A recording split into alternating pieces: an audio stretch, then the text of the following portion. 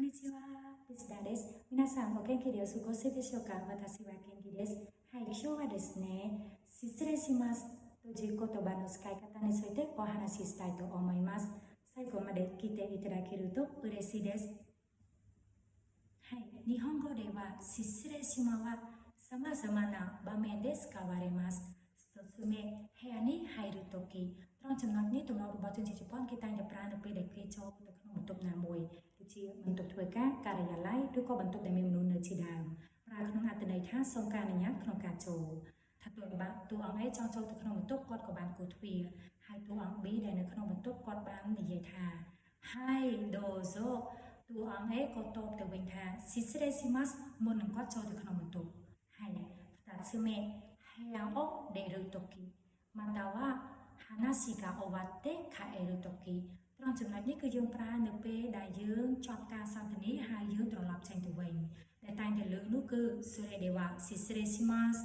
ឬក៏本日はありがとうございました失礼いたしますとかねはい3つ目人の前を通るときត្រង់ចំណុចនេះយើងប្រើនៅពេលដែលយើងដើរឆ្លងកាត់អ្នកដទៃយើងតែងតែលើកប្រើនោះគឺពាក្យ Shitsureishimasu នេះតែម្ដងឬក៏前を失礼しますとかねはい4つ目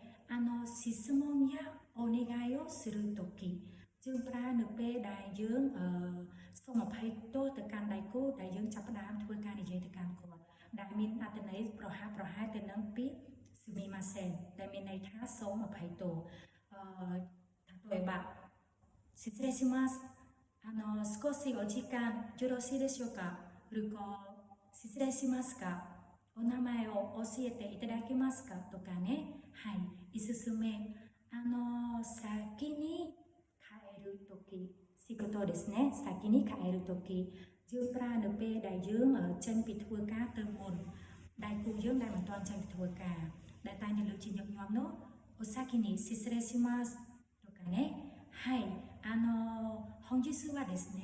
失礼しますという言葉の使い方についてお話ししましたいかがだったでしょうかはい、本日も最後まで来ていただいてどうもありがとうございました。また次の動画お会いしましょう。バイバイ。